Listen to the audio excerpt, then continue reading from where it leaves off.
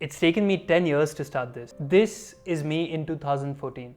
And while all the others here might look like my classmates, they're actually students I was teaching. How I got here is a story for a different time, but I'd begun teaching a couple of years even before this. I'd started a company while I was in college that wasn't really working. So I did all kinds of side gigs. I anchored everything from concerts to birthday parties for kids. I wrote articles for a research firm. I taught dance.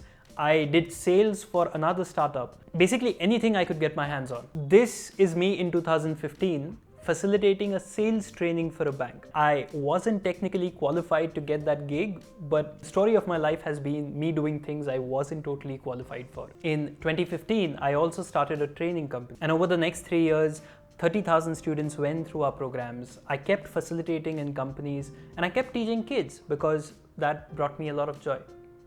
In January of 2016, I finally started something I'd been thinking of for years. A community to make public speaking fun for kids, Tiny Monkey Stage. After weeks of planning with a team of volunteers, we finally had our first event in the space just outside a bakery. I'd taken inspiration from a stand-up comedy open mic I'd performed at. They had said, "Come tell us a joke and get a free drink." So at Tiny Monkey Stage we said, "Come tell us a story and get a free cupcake." 49 kids came for that event. So we did it again and again. And almost 200 events later, 3,000 kids had performed at Tiny Monkey Stage. We designed a game-like curriculum to help the kids come up with these stories and experiences and develop their storytelling skills.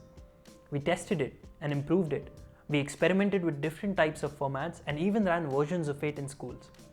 It eventually had to be stopped in 2018 because we just couldn't continue the operations. But to me, the community that we'd formed at Tiny Monkey Stage was truly special. And to see kids go through our program and become visibly more confident gave me a lot of satisfaction.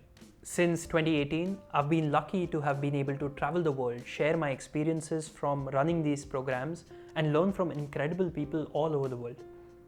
These have become my friends and they continue to help me evolve and grow. During COVID lockdowns, I also ran virtual versions of Tiny Monkey Stage. And I realized how important it was to curate spaces that invited kids to reflect, connect, and practice creative output. After quite a bit of soul searching over the last few months, I've decided to pause everything else in my life to rebuild Tiny Monkey Stage. And this time, build it for the world.